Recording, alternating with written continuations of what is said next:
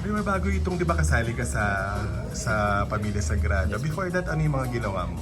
So, when I started with ABS-CBN, actually before joining ABS-CBN, I started muna with mga commercials.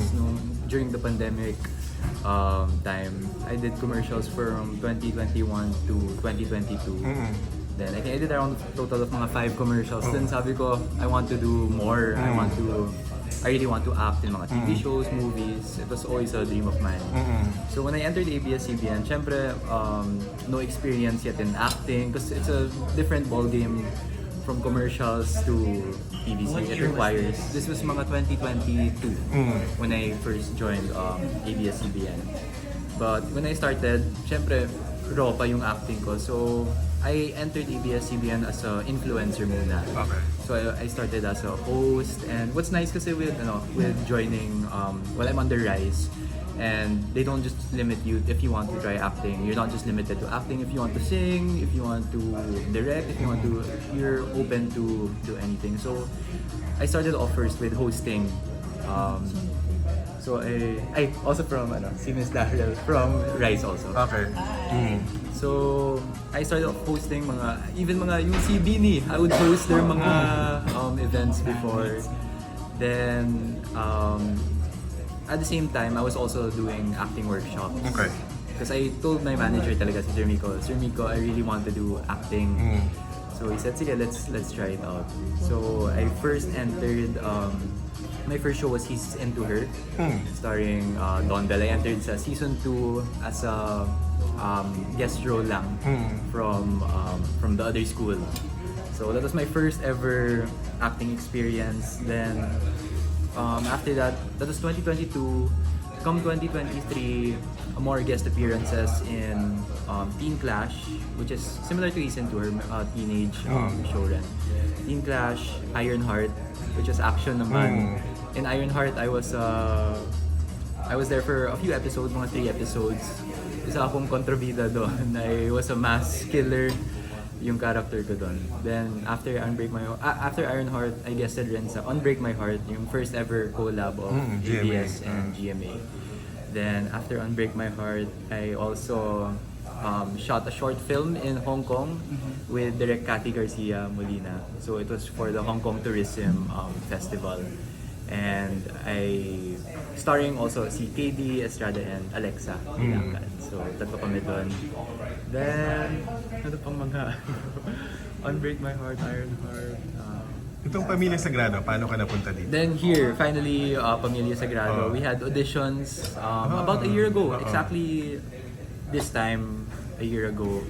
And grabe yung kaba ko sa auditions because when I entered, because it's a very male-led TV show, revolves around the fraternity. So syempre, they were looking for a lot of men to be part of the fraternity. So when I got to the auditions, grabe dami namin from Star Magic, even from outside ABS.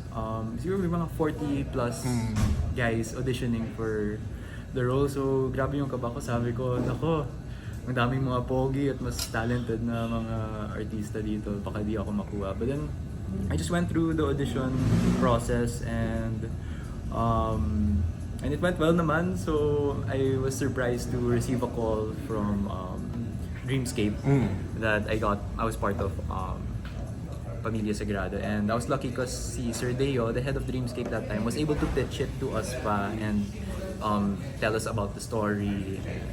So yeah, but he recently passed. Sino ka sa Pamilya Sagrado? Anong yung role mo doon? So my role in Pamilya Sagrado, ako si Steven Hermoso. Siya yung best friend ni Justin Sagrado. Siya yung played by Gray Fernandez, anak ni Piolo Pascual in the show. So we are part of a fraternity called Gamma Sigma Psi, and during the hazing, we accidentally kill the neophyte. So that's where the story revolves around. And for my character naman, sa grupo namin na tatlo kami, me, Justin Sagrado, and Leon, played by Emilio Daez. So yung dynamics namin very different. Yung character ko doon mas may konsensya compared to the other characters. So in our scenes, lagi ako yung nag-iisip na what I'm always overthinking or worrying of what will happen or how can we cover this up. So that's the major parang dilemma of my character. What will I choose? Loyalty to my brotherhood, loyalty to the family, or my own conscience? So, isa rin akong anak ng doktor. I'm also taking medicine in the show. So, Okay. Nagka-eksena na ba kayo ni Piolo? Ganyan? Yes, we had a Kamusta few yung eksena scenes. nyo? How did you feel? May sinabi na ba siya sa mga tips? Ganyan? ay, marami naman tips na sinabi. And, Like what? syempre, ano yung mga sabi niya?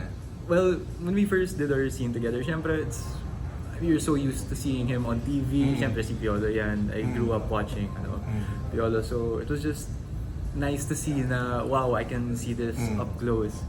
And iba talaga, like, I just watching him, just observing how he is before on the set, preparation for the scene, and on the scene is just is something, I'm very blessed to see. He also gave me tips rin, of course. Ano sabi? Maraming, I think his general tip is to, of course, never stop learning. Always be honest with your character. And always come prepared. So, yun yung mga tips niya. And also his tips to all of us boys in general. Kasi maraming mga bago pa lang. And me, I really consider this my first show, itong Pamilya Sagrado, because first time na I really had a character to work on and to really see the development and the growth of a character. Okay, sino pa yung mga gustong makatrabaho in the future? Ay, syempre, marami, of course, the big stars from ABS-CBN, well, right now, sina Jericho Rosales, sina Sam Milby. Hi, sir.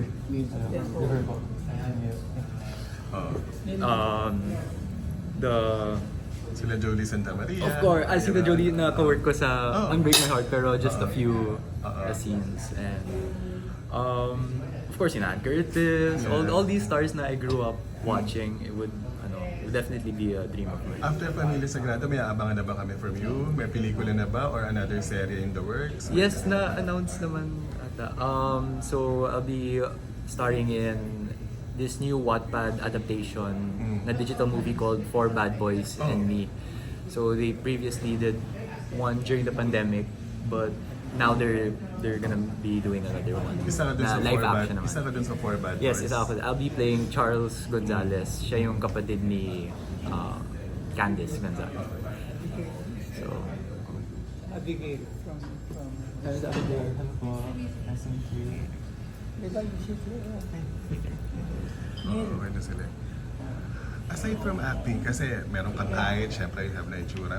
Kasi usong yung mga male pageants. Do you have any interest? Oo. Sa male pageants, actually, I've been sort of interested kasi one of the actors in Pamilya Sagrado, si Austin Cabatana, he's won Mr. International Philippines. So I always ask him like, how is it ba to be part of pageant? What goes through in the training?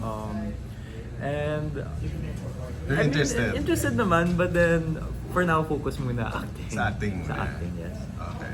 Because I know pageant that it really takes years of training talaga and investment and a lot of time. So I know it's hard. It's a lot of hard work then.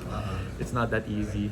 Okay. Growing up ba, kasi balikan lang natin kasi kanina, parang from school tapos ngayon, inasahan mo bang magkakaroon ka ng break sa showbiz? Never. I never expected to also be part of showbiz. My inclination before when I was a kid was always business kasi my family was was always business and my dad was always telling me to do business. But then as I grew up, that was never acting talaga was never in my I never imagined to be doing till commercials came. Then I started enjoying. I said, wow, it's so fun to be part of a whole production, seeing a whole project come to life, just being around the people on the set, the crew, the cameraman, and it's nice when it's a different project every time. So when I told my parents na I want to do acting, syempre shocked at first. My dad was supportive naman because he had background rin in production. His dad was owner of a production company before. And my dad also before wanted to be an actor pero hindi pinayagan ng lolo niya. So sabi niya, ikaw, you can pursue your dreams. My mom was medyo iffy at first but now she's my number one fan. Number one supporter talaga. She always wants to go to set, wants to visit me pero feeling ko gusto niya lang makita si Piolo, hindi ako. Okay.